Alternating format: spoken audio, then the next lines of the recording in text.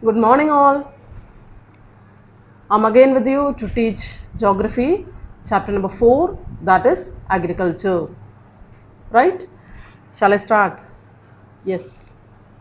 You know that India is a country where more than half of the people are related with agricultural activities. It is a primary activity because it produces and it is the activity related with the nature. And we produce the food grains, we cultivate the crops for food grains or raw materials for different industries. Okay, the things are cultivated for various uses in our country. They are for food grains as a commercial crop or as a raw material for the industries. Okay, there are some products like tea, coffee, spices, etc. are produced for the purpose of consumption as well as export to various other nations, right? Continue. Okay, there are different kinds of farming. Today now I'm going to have that types of farming, various farming types. Okay, you know that it is an old practice. Early man started the practice of agriculture, right? When they developed, and they started with only primitive methods, and that has been changed depending upon the characteristics of the environment, our development of technology, and our socio-cultural practices, etc. So this there has been a lot of changes occurred in the way of cultivation. As a result, there are different kinds of farming developed in our country. There are different types of farming practiced in various parts of India according to the socio-cultural activities and technological access and development of that particular area. So, now we are going to learn about different methods of cultivation. The first one is primitive subsistence farming. Okay, the first one we are going to discuss is primitive subsistence farming. Okay, what is the primitive subsistence farming? That has been practiced in very few parts of our country. Only the primitive methods are used. What are the primitive methods? Number one, small patch of land is used for cultivation. Number two, primitive tools are used for cultivation. Then number three, family members provide the labor. And number four, it depends upon monsoon. Then number five, natural fertility of the soil. It depends upon only the natural fertility of the soil. No manual, no extra chemicals are added. Clear now? So this is what primitive subsistence farming, and what for it is produced. This practice is this type is practiced for the consumption, self consumption. People, it is not for selling outside. It is not a market activity, right? It is used only for this primitive subsistence is the word which tells you that you do it for your survival, your subsistence, and for that they use primitive methods. When they are using primitive methods, it has become primitive subsistence farming. Okay, you have to write the features of primitive subsistence farming. I told you 5 features. A most common method of primitive subsistence farming is slash and burn method. What is slash and burn method? Farmers clear a part of the land, particularly the forest region, and produce any type of crop. Then after 2 or 3 crops, what happens? The soil fertility decreases because they don't add any chemical fertilizer. Then what do? The farmers shift to the other area. They go to the other area and clear that region, then do the cultivation. Then once again, this type of shifting allows nature to replenish the fertility of the soil through the natural processes. Okay, this practice, you can see a photograph here. This is what an example of shifting cultivation or slash and burn method. It has various names in different parts of the world. Not only in our country it is practiced all over the world. The tribals practice the primitive subsistence farming. They live inside the forest and they clear. You can see here, see, part of the forest is cleared. Forests are cut, the trees are cut, then it is burnt, then they wait for the first rain, the ash that will mix with the soil, then they start cultivation. They cultivate the land. 2 or 3 crops only they cultivate. Then what will they do? They will move on to the another part of land. In this way, when will they come back here again? What will happen? Here the soil will regain its fertility.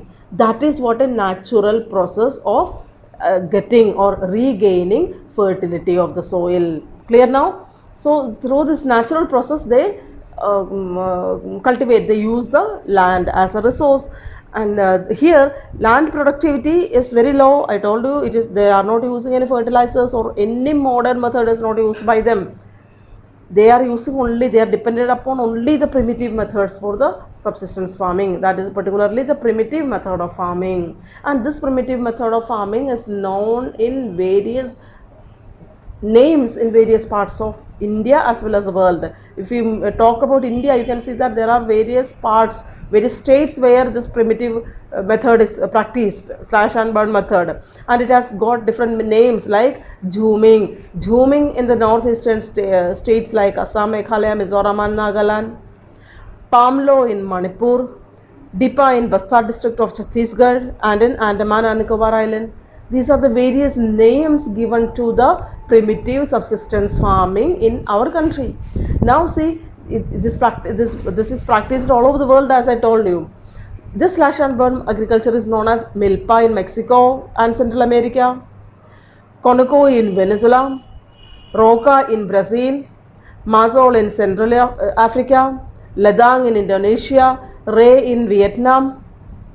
Okay, and India also, it has other names like Bevar or Dahiya in Madhya Pradesh, Podu or Penda in Andhra Pradesh, Pambadabi or Common or Bringa in Odisha, Kumari in Western Ghats, Valre or Valtre in southeastern Rajasthan, Khil in the Himalayan belt, Kuruva in Jharkhand and Jhuming in the northeastern region. It has various names. The local people, the primitive, the tribals have given a name to this method of agriculture according to their language. Okay, you have to learn these names. What are they known as worldwide and what are they known as in India? Separately, you have to make a note of it. Okay, so shall I continue now? Now we are moving ahead to the next type of farming, that is intensive subsistence farming. We have heard the features of primitive subsistence farming now. Now next is also a subsistence farming, but it is intensively done. Clear? This practice, this method is practiced in the areas of high population pressure on land, wherever there is very high population. There this method is practiced, and it is a labor intensive farming where high doses of biochemical inputs and irrigation are used for obtaining higher production. The intensive subsistence farming, this is a labor intensive farming where we need to give biochemical inputs and irrigation. Clear now? Number one, labor intensive. Number two, high doses of biochemical inputs, and number three, irrigation. They have to be provided time to time to the intensive subsistence farming. Now let us see the features of this farming. The right of inheritance. Right of inheritance means property has been shared into different generations. That is known as right of inheritance. This right of inheritance leading to the division of land among successive generations has rendered land holding size uneconomical. The farmers continue to take maximum output from the limited land in the absence of alternative sources of livelihood. What happened with the subsistence farming, this intensive subsistence farming, that people have divided their property. There is a trend in our country that father divides his property to the sons. So in this way, what happened, the size of land holding has become very small. Population has increased, land holding has become small. Now this is a pressure, it gives a pressure upon the land to produce more and more. Okay, they have to use some modern techniques to improve or increase the crop here. So what are the features of intensive subsistence farming? Have a look. Number one, labor has to be, number one, family labor. Family members provide their service and they have to hire some laborers. Number two, the size of land holdings, that is bigger than that of the primitive subsistence farming. Then they are not dependent upon the primitive tools only, they are dependent on these tractors to plow the land, till the land. Then some machineries are used by them. In your locality you can see intensive subsistence farming, and there people are using the combine now. Yes, they are using, thresher is used here. So some of the modern techniques are being used by the people. Then we are using organic manure as well as chemicals and fertilizers. We are using weedicides. We depend upon the rainfall, of course, but it is only 50%. The remaining 50% is provided with irrigation. It means that it is a combination. We have developed from the primitive subsistence farming to the intensive subsistence farming, because we need to produce much more amount of grains from the small piece of land. That is why there is a pressure upon the land to produce more and more. Now you can differentiate intensive and primitive subsistence farming, I think. Yes, I am moving to the next type of agriculture. What is that? That is commercial farming. What is commercial farming? Commercial farming, the word tells you the meaning. Commercial, it is done for commercial activity, as a business activity, only for selling and buying. It is completely market activity. The main characteristics of this type of farming is the use of higher doses of modern inputs like HYB seeds, chemicals and fertilizers, insecticides and pesticides. Clear now? They are using high doses of these modern inputs. It is completely using a modern method of cultivation, modern method of farming. Okay, so vast area. Now let us compare it with the other practices, other types. Here, unlike the other two practices, vast area has been cultivated. Okay, then they are using all the modern inputs.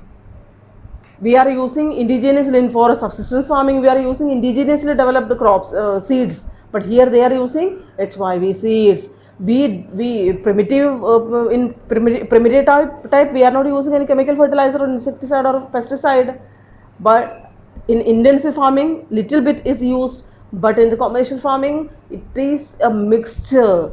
Completely they are dependent upon these chemicals to have a high yield, high product, or high amount of harvest. Clear? And they don't depend upon the rainfall for water. What do? They have the modern methods of irrigation. Yeah. What about the labor? Labor completely arranged with from outside. It is hired from outside. Family members are not engaged here, because it is done in a large area. A large area has been planted with only one type of crop. That is what its major feature of commercial farming, and completely it is done for selling. It is a market activity. There are a lot of examples like rice in Haryana and Punjab. Rice is cultivated in Haryana and Punjab as a commercial crop, but the same rice is cultivated as a subsistence crop in Odisha, and in eastern UP it is subsistence crop. Have you understood the difference? Okay. Now see, two examples of have been given here. It is a plantation, banana plantation. I will teach you about the plantation. This is a bamboo plantation. Okay. Now have is look now. What is a plantation? What I told now, commercial type of agriculture is a plantation type of agriculture, which means that a large area has been planted with only one type of crop. Okay, if you go to this Punjab or Haryana, you can see that hectares of land has been cultivated with only wheat or rice. If you go to Kerala, you can see rubber. Many hectares have been used for only rubber cultivation, or pineapple cultivation, or in Karnataka, banana cultivation. Okay, here I showed you the picture now, banana plantation. Then it is bamboo plantation in the northeastern states. Tea plantations of Assam. Okay, this is what a plantation. A single crop is grown in a large area, and here it is an interface of agriculture and industry. Why? Because it has been cultivated, the crop has been cultivated completely as a raw material, either for export or for raw material for any other industries. So it needs high capital investment. All the modern methods have to be used. Labor has to be arranged from outside. Clear now? In a large scale, when it is done, that is known as commercial farming. And what are the commercial plantations in our country? I told you: tea, coffee, rubber, sugarcane, banana, they are the most important plantation crops. Tea is plantations are in Assam and in North Bengal, coffee in Karnataka, then sugarcane in a large part of India, rubber in Kerala. These are the examples of plantations which need a good network of transport and a communication system. A good network of transport and communication system is necessary so that the output, the product can be taken to the market very easily. Clear? Okay, shall I continue now? Yes. Now we are going to learn about cropping pattern. What we have discussed now in the previous topic, different types of farming. Next topic is cropping pattern. I told you when I told intensive farming, there is a pressure upon the land. From the existing land, from that limited land availability, we have to produce more and more so that our needs can be fulfilled. So what has been done that it has reflected in the cultural practices, agricultural practices of the country. We have to produce a varieties of crops like food crop, fiber crop, vegetables, fruits, spices, condiments, etc. There are various types of crops have to be grown in our country, and all the crops cannot be grown in all the seasons, right? That is why the farmers of India are engaged in three types of cropping seasons. They practice the agricultural activities in 3 seasons. Those seasons are known as cropping seasons. And what are the cropping seasons in our country? Rabi, Kharif and Zaid. These are the 3 cropping seasons of India. Let us learn about all these 3. Number 1, Rabi crop. What is Rabi crop? Rabi crops are sown in winter from October to December. Sown in the beginning of winter season and harvested in the beginning of summer season from April to June. So can you tell me an example? Wheat is a major Rabi crop produced in our country. Okay, then barley, peas, gram, mustard, etc. are the examples of Rabi crops. Rabi crops are sown in winter and harvested in summer, in the beginning of summer. Okay, there are some, though they have been cultivated largely in almost all the parts of India, but there are some states famous for its cultivation, such as Punjab, Haryana, Himachal Pradesh, Jammu Kashmir, Uttarakhand and Uttar Pradesh. They are the states which are famous for the cultivation of wheat and the other Rabi crops such as barley, peas, gram and mustard. Clear now? During the winter season, we know that we get a light amount of precipitation or rainfall that is supported by the western cyclonic disturbances that you have learned in class 9. Western cyclonic disturbances bring rainfall during that time in our country, and that rainfall followed by the fog is very good for the cultivation of these Rabi crops. The farmers consider it as very good, supportive for the cultivation of the Rabi crop. Clear now? Okay, these states, Green Revolution has resulted in the improvement of this crop in Punjab, Haryana, Western UP and some parts, the eastern parts of Rajasthan. There we could see very good improvement in the cultivation of Rabi crops. Okay, second one is Kharif crop. What is Kharif crop? Kharif crops are grown in the onset of monsoon in different parts of the country and are harvested in September to October. Okay, then what are Kharif crops? Kharif crops are those crops which have been cultivated or sowed or started in the beginning of the monsoon. That differs from area to area. If you go to the states of Kerala and Karnataka, it is the first week of June or first or the second week of June. But coming to Maharashtra, that will be second or third week, and coming to UP, it may be the last week of June or the first week of July. So that month varies, but the time that remains same. What is the time? Onset of monsoon, the beginning of monsoon season. Kharif crops have been cultivated during the beginning of the monsoon season, and normally they have been cultivated in September to October, or by November it has been harvested. And the important crops are paddy, maize, jowar, bajra or tur. What is tur? Arahar. Moong, urad, cotton, jute, groundnut and soya bean. There are a large varieties of crops which have been classified as kharif crops. They have been cultivated during the monsoon season in our country. Okay. Last year you have learned that monsoon is a unifying bond in our country. This is what one uniformity, that agricultural practices start only on the onset of monsoon in all over India.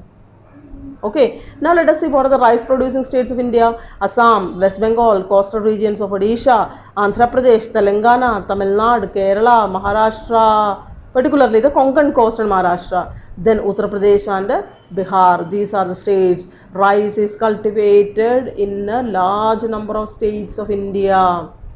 Okay, and these days after the green revolution, it has become an important crop of Punjab and Haryana, because they have understood its economic value. Okay, as a result it is cultivated in Punjab and Haryana also. Clear? So in some states, some of these states like Assam, West Bengal and Odisha, 3 crops of paddy are grown in a year. They continuously grow paddy. Paddy means rice. Okay, continuously they grow paddy 3 times in a year.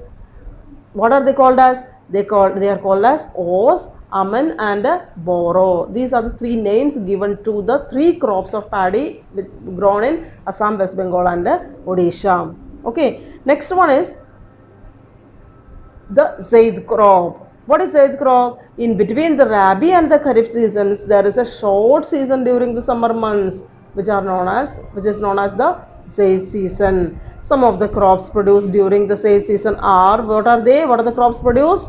Watermelon, muskmelon, cucumber, vegetables and a fodder for the cattle. Okay, what are Zaid crops? Zaid crops are those crops produced in a short season. You can come to know that after the Rabi crops harvested in the beginning of March, we can have a very short season for some crops like watermelon or different varieties of melon or cucumber or some vegetables or fodder for the crops, that fodder for the cattle, that can be produced during that short season. And somewhere we can see that after the Kharif season also they get time, and there also they produce this Zaid crops. These Zaid crops need very less time, near about 1 month only or 1.5 months only to be cultivated, and many types of vegetables are also grown as a Zaid crop. Clear now? This is what the 3 cropping pattern or 3 cropping seasons in India: Kharif, Rabi and Zaid. Then there is a crop which is the most important crop of our country, that is sugarcane. Sugarcane is not classified, of course it has been under a group, but it has not been a particular crop. Why? Because it takes near about 1 year to be cultivated. Okay, sugarcane takes 1 year, near about 1 year to be cultivated. That is why we cannot categorize it as either Kharif or Rabi or Zaid. It is not at all a Zaid crop, but it starts, the cultivation starts in the as the Kharif crop. Okay, and its harvest is taken as the Rabi crop. It means the whole season is needed for the sugarcane to be cultivated. Clear? I am going to wind up today's class. What did we learn today? We have learned only 2 topics: types of farming and a cropping pattern.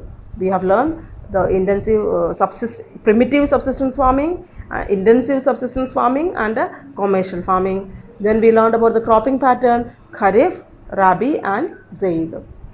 There is no doubt remaining, I think. Okay, so shall I wind up? Yes. I'll give you some questions along with it. The attached file will have some questions. Solve the questions, okay, and then learn them. Okay, so as usual, stay home, stay safe and take care. Bye.